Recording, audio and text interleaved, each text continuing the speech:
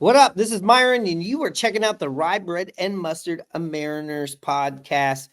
As you've seen the title that you clicked on, a lot to talk about today. A little bit of time. I'm in the middle of traveling here. I just got back to Los Angeles from Seattle via San Francisco, via the San Francisco Clubhouse Bar and Grill in the San Francisco airport, where I made this whole entire deal go down, folks.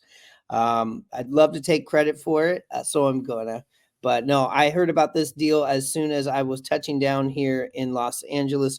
Robbie Ray, Mr. Tight Pants himself, Mr. Been on the injured reserve, Mr. Gave up that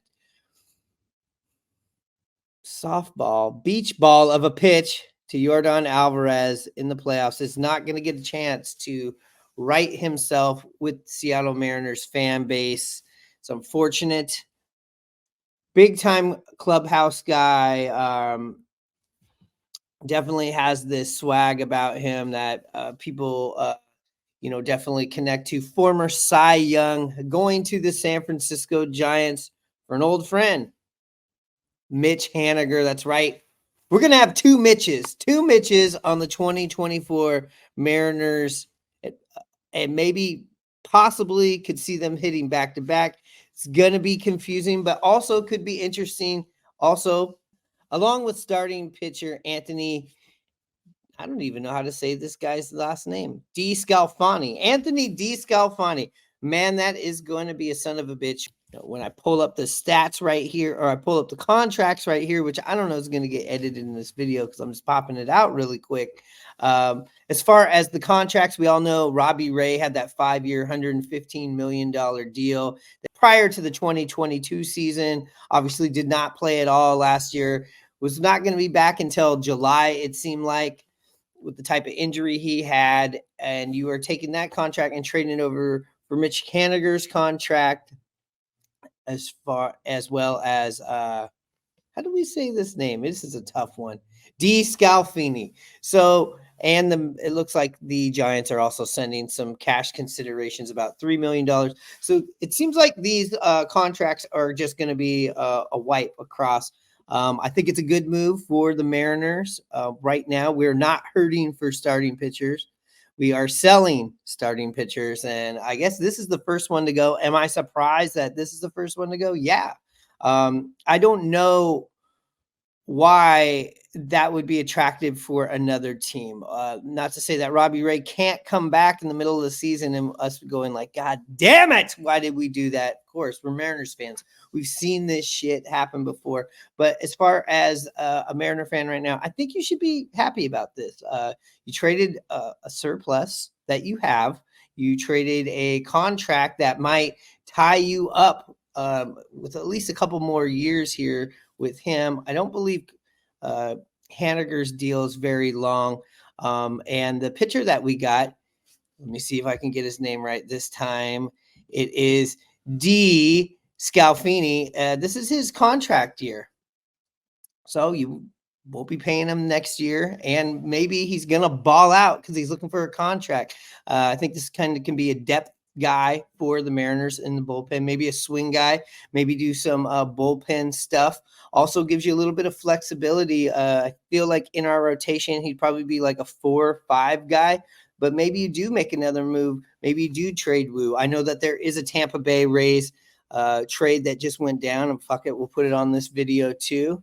But maybe this is something to give you a little bit of flex room to get maybe a bigger trade, maybe to trade Woo, maybe to trade Miller. Doesn't gouge your pitching starting rotation so much right away.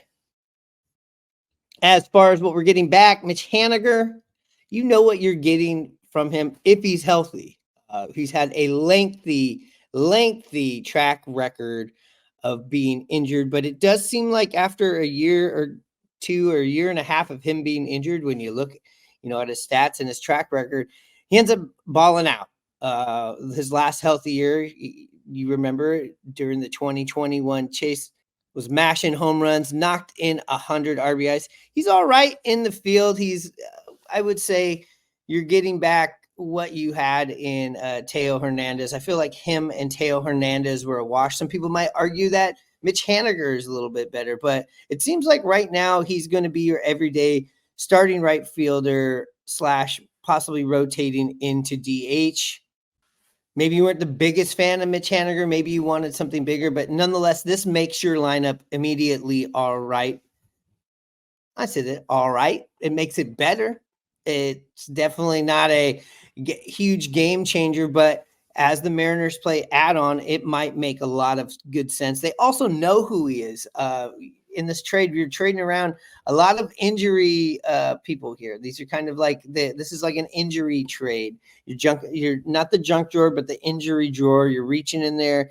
You're sending somebody that's going to be injured. It's only going to play 40% of the regular season, and 2 other players that were injured. At least Mitch Haniger's latest injuries, it seems like he has recovered from those. I know he really couldn't get it going this last year, just like he couldn't get it going the year before after, I believe he broke his ankle. Last year was a forearm bone.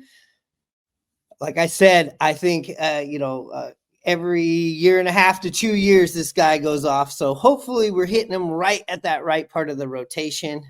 Well, what Dipoto had to say about this is something that it seems like he says on every move. So it's just kind of like cut, paste. He says, quote, as we continue to build out our team for 2024 and beyond, we feel like this trade accomplishes a couple of our objectives. Okay. In Mitch, we get a player we know well, I'll agree with that, and hold in high regard as another piece of our outfield. While Anthony DeSclafani, I'm getting better at it, who can start or pitch out of the pen, gives us depth in our pitching staff. And the deal allows us to put the best team possible on the field from opening day on. Quote, I do want to think, okay, so this is the typical stuff. But he is acknowledging here that he is a clubhouse leader, but you are bringing back a clubhouse leader in Mitch Haniger. But nonetheless, as far as this trade goes, I like it. It sucks that we're never going to really see Robbie Ray truly pan out for the Seattle Mariners, but we need this offense. This helps with our offense. It also complements, it makes more sense out of the next trade that was made, I don't know, an hour after, possibly, maybe even less. And that was the big trade, big trade of our backup second baseman, Jose Caballero, Joe Gentleman himself. He is going to the Tampa Bay Rays in exchange for outfielder / first baseman Luke Raley from the Tampa Bay Rays. And Dipoto said, quote, we are thrilled to add Luke Raley to the middle of our lineup as a left-handed bat with positional versatility. Actually, that's what Hollander said. Offensively, Luke brings power paired with a game-exchanging base running and instincts. He's also a solid defender across multiple positions, adding further flexibility to our lineup on a nightly basis. Raley, 29, appeared in 118 games with the Tampa Bay Rays last season, batting .249 with 56 runs, 26 doubles, 3 triples, 19 jacks, 49 RBIs, and 14 stolen bases. So it looks like he can go and get that bag, getting on base at a .333 clip and slugging .490 among American League players with at least 400 plate appearances in 2023. Raley's 130 WRC plus ranked 14th. For Jose Caballero, this seems like a great deal, like too good of a deal to be true.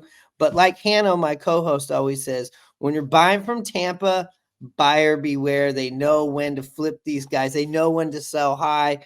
Hopefully this isn't one of those cases. So it looks like today we've solidified, hey, we have at least a starting outfield. If it can't get better, this is at least where it's going to be. You're probably going to have Haniger and Raley surrounding Julio. You also have Dom Canzone as your 4th rotational outfielder, I would suspect. But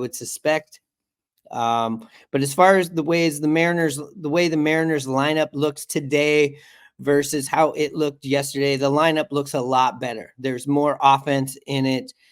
As far as what they we're able to accomplish with what they have, I like it.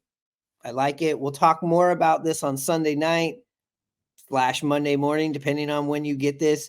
Just wanted to say what's up. Just touchdown. Haven't even unpacked my bags. Got a gig to go do, but I just wanted to talk to you guys. Pop this up. I don't know if there's going to be a lot of stats and screen cuts with it, depending when this goes out, but just want to say what's up. Mariners are active. Stay tuned. Thank you again for liking, subscribing, and all that good shit, and checking us out wherever else you get these podcasts from. If you're not checking this out on YouTube, again, we like those 5-tool baseball players, but you know what we like more than that?